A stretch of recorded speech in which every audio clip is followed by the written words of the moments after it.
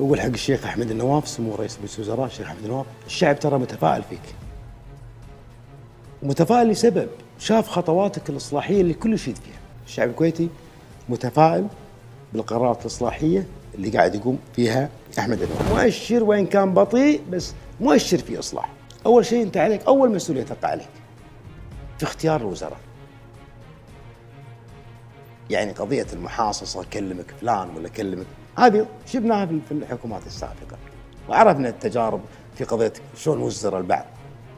اليوم أنت لازم تختار رجال دولة، مو بس عند اختيارهم تقف العملية، حتى الآن في عملك مع الوزراء. ترى البعض يعتقد أن إذا كان مثلا رئيس وزراء النواب هم اللي يحاسبون الوزراء، لا مو صحيح.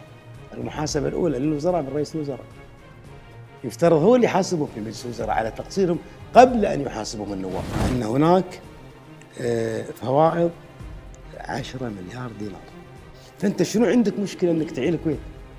أنا ما أتكلم عن قضية تكسب ما تكسب، أنا أتكلم عن الناس قاعد نلمس هالشيء عندهم. فأنا أقول الشيخ أحمد النواف، الناس يشوفون الفوائض المالية وفي النهاية الكويت أولى بعيالها. فلوس الكويت للكويت، فلوس الكويت للكويت.